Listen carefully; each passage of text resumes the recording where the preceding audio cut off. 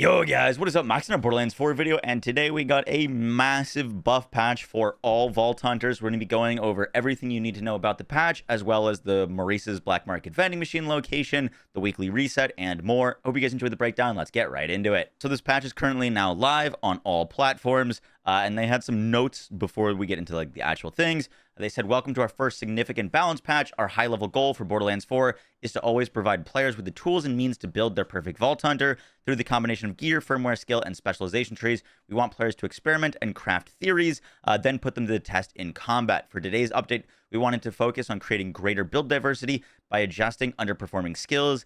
Amon in particular gets a host of adjustments to bring him closer in line with the general power level of the other Vault Hunters. Vex summons and Rafa's melee power see adjustments to make those builds more viable in the late endgame. Finally, Harlowe has a couple tweaks to make sure Stasis is getting better value for players. Looking to the future, we're investigating stats and behavior on class mods, rep kits, shields, and firmware to make sure they're providing avenues to greater build diversity. We're also planning to fix a number of unintended interactions. These exploits prevent us from creating meaningful build diversity as they trivialize content that is otherwise meant to challenge players. We're excited about the future of Borderlands 4 and its upcoming post-launch roadmap. This is just the start of an exciting year of updates and content. We can't wait to experience it all with our community. Please restart your game to make sure that the update goes live. So this balance patch is mainly focused on buffs for the Vault Hunters. They said in the future they're going to be looking at like tweaking and buffing like firmware, shields, weapons, and stuff like that. And also we'll be fixing unintended damage interactions in the future. So, change list, weekly activity. We'll go over the Encore, Wildcard, and Black Market Vending Machine after the buff changes. Additional changes, they added auto-clearing of Borderlands 4 stale shaders on version update, preventing performance degradation on some PCs. You might have to do some shader recompiling on boot up, but it shouldn't be nearly as bad as last week. My game did some shaders, did stuttering for like 10 seconds, and now it's been good. All right, so for character balance changes, we've got Harlowe with action skills. Her 0 point is getting its stasis slam damage increased by 30%, and her stasis immune damage increased by 14.7%. Personally, I don't think this is quite enough for like the stasis immune. 0 point's a very cool action skill. It's very fun to use through the campaign, but I think it hard falls off a bit in endgame, particularly because you can't stasis of vile enemies, which is quite frustrating because vile enemies are like the trickier, more difficult enemies, and your action skill doesn't work against vile enemies and it doesn't work against bosses. So like the two enemies you'd want it to like be helpful on, it doesn't. So I'm hoping that they buff up the stasis immune damage even more in the future, but they did buff Harlow's blue tree. Next, we get to Apava's Lance, where they're increasing the base damage of the action skill as well as its capstones, with Raiju, Basilisk, and Gorgon all getting damage buffs. In messing around with Apava's Lance, it seems like it's doing decent damage, nowhere near as crazy clear as you can get like Peacebreaker cannons, but good to see some buffs for that. They also buffed some passives. In his people person skill, El Katrine is getting its crit damage and bonus shock damage increase. This is like the sliding damage. And Per My Last is getting the double damage increase from 6% to 6% from 5%. I just think this is a pretty good buff. With like Dancer, for example, you can get this up to like 250% chance to deal double damage. So now that's going to be like 300% chance to deal double damage. Should be pretty nice. Action skills Arc Knives got its melee damage increased and its dash damage increased. Not sure if this will be enough. With Groundbreaker shenanigans right now, Arc Knives is really good, but once they fix Groundbreaker, or if they fix Groundbreaker, melee's not going to have a ton to like fall back on, and so hopefully we see some more buffs for Arc Knives. But they did buff like a ton of things in his skill tree as well. For Arc Knives, for his passives, Handshake deals getting 2% increased melee damage per point. To the Last is getting 2% skill damage per point. El Paragus is getting extra splash damage. Liquidations damage got increased by 50%. Collaborative Ignitions bonus damage got increased to 8%. Synergia went up to 4% from 3%. Melee damage, this stacks up a ton of melee damage, so that's actually a pretty nice buff. And Empuje got its action skill duration increased. Next, we get to Incarnate.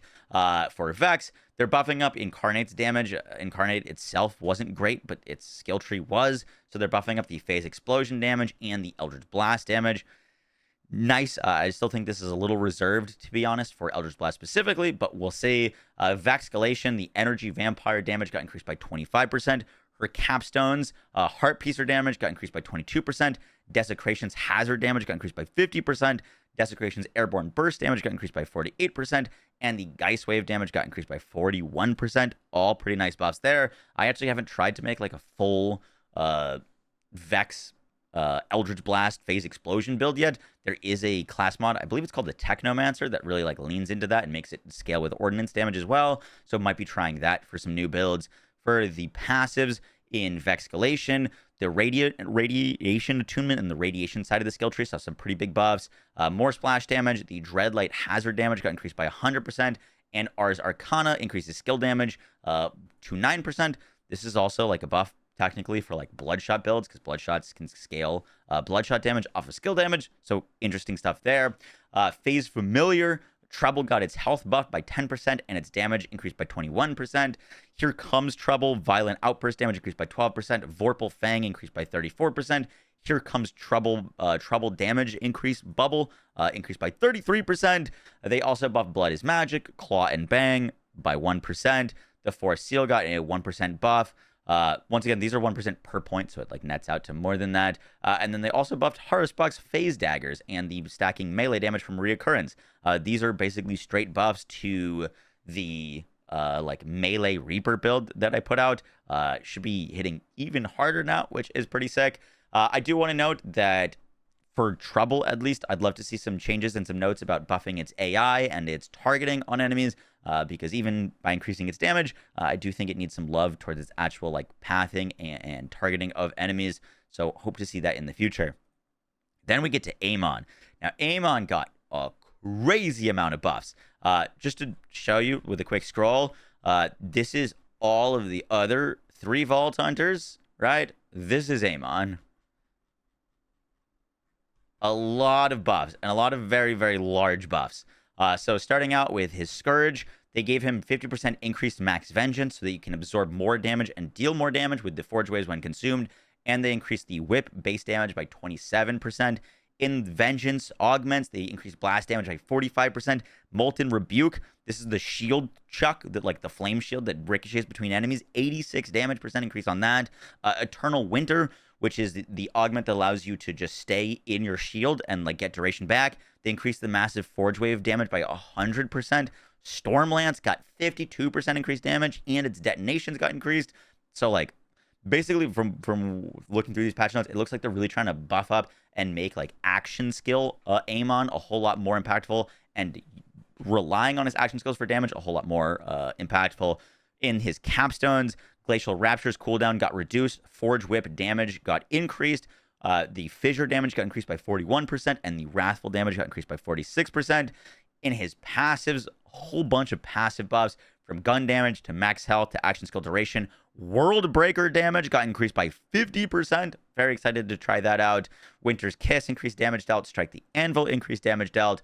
His Crucible action skill for the actual Forge Axe damage got increased, and the Twinned Forge Axe damage got increased. And then they buffed up a ton of the like drone things. So like Forge Hammer drone damage increased by 14%. Forge Sword damage increased. Detonation damage increased. And you get more action skill restoration, so they should be up more. His Cybernetics capstones basically all got buffed. Storm Surge, Forge Storm damage increased by 60%. Conflagrang's capstone Fire Trail damage increased by 100%. And then we get to Cybernetics. Tons of buffs for all of his cybernetic things. Basically everything got buffed. The Forge Hammer damage got increased. The Forge Axe damage got increased. The Forge Scale damage, the crit damage, elemental damage, attack speed. Basically just buffs to every single aspect of the Forge drones. And then we get to Onslaughter. We're getting more shield regen in Onslaughter. Here's the big one. Rocket Punch damage increased by 78%. Should be freaking sick. They knocked 20 seconds off of Molten Slam's cooldown, so it's now on a 60-second cooldown at base instead of 80. And they buffed up Molten Slam's damage by 50%. And then we get to Calamity. Fellfrost damage increased by 71%. Fulminating Fist increased by 69%. In the capstone, Calamities got its cooldown reduced. Horcleave detonation damage increased. Molten Roll reduced cooldown. Stormcutter damage increased by 65%. That's the big lightning sword. And then in the Calamity passives, you're getting more shield restoration, more status effect duration, more melee damage, more skill damage, more melee damage, more mortal flare damage, and increased melee damage from Judgment. So basically every one of Amon's builds looks like they got pretty significant buffs. the things that were already really strong, like Ordnance, I don't think that got much in the way of buffs, but I don't think they really needed it. But Amon's like more underutilized playstyles, definitely seeing some love. I haven't tested any of these buffs out yet, so while these buffs sound good on paper, how they're actually going to feel in game could be completely different. I'm going to be spending all day on stream trying to test out any of these changes. So if you want to come by, hang out, and do some build crafting, we'll be live all day on twitch.tv/Moxie. So for our weekly reset activities, Means of Ascent is the wildcard mission with Tricky, Deflector, and Cold-Hearted. Decent modifiers. The legendary assault rifle that this will reward you with is the Star Helix. The weekly encore, or the Moxie's big encore machine, is Driller Hole. That is located up in Carcadia Burn and Tarnished Peel. You have to beat this boss for the story, so you should have it unlocked. This drops the Katagawa's Revenge, the Fuse, and the GMR. I think this is a fantastic week to farm the big encore. If you're looking for shinies, it's going to be great, but the Katagawa's Revenge and the GMR are two of the stronger weapons in the game, and both can roll the licensed parts Jacobs. I use a Jacobs Katagawa's Revenge on a lot of Harlowe builds, and I use a Jacobs GMR on my like Rafa, Ranger Rafa build. So if you're looking for some good rolls and some things to farm, this Driller Hole big encore should be great. If you did not know, when you spend Iridium on these big encore machines, you increase your legendary drop rates from that dedicated boss. So you should be seeing more Katagawa's drop and more GMR's drop. And the Fuse Grenade also drops from Driller Hole. So if you're looking for that, you can find it here as well. And lastly, for Maurice's Black Market Vending Machine, it's going to be found in the Idolator's Noose. You're going to want to travel to the Someday Rise, and then it is just to the left of the Rattlehead Crest. You're going to want to come through this village all the way down to the water. It seems like a bit of like a ship wreckage here. There's the ocean. You basically come to the ocean, and then there's a big building here on the very side. If you come up these stairs for the big building, you can find Maurice's Black Market Vending Machine. Maurice is going to be different for everyone, so make sure that you check yours. Mine has a large adrenaline pump, which is not very good, and a pinpoint dodgy principle, which I've never used before. So not a great week for me, but it might be a good week for you. If you have good items in your Maurice's Black Market Vending Machine, every time that you exit out of it, it'll be put on a cooldown, but when you come back, you'll get random rolls. So, for example, if you have like a Katagawa's Revenge in here and you want a Jacobs Katagawa, you can keep returning to the vending machine and keep checking the parts until you like find a Jacobs Katagawa, for example. The last thing to mention is PAX Australia is happening next weekend, and Gearbox is going to be attending with Randy Pitchford, and Andrew Reiner, Sam Winkler, and Audrey Lynch. These are all like, you know, Sam Winkler is the lead writer of Borderlands for Randy Pitchford, Andrew Reiner. These are big folks. I'm imagining they're going to be showing off some really important things. I'm imagining this is where we're going to get information and a preview of the like Halloween event that's going to be happening in Borderlands 4, which is our first kind of like live event that's going to be adding like a whole new weather effect, new enemies, and new things to farm. So Saturday, October 11th, tune in. I'll be hosting a live stream watch party of that as well. Guys, that's going to do it for the video. I hope you enjoyed. I will catch y'all in the next one. Take care, guys. Peace.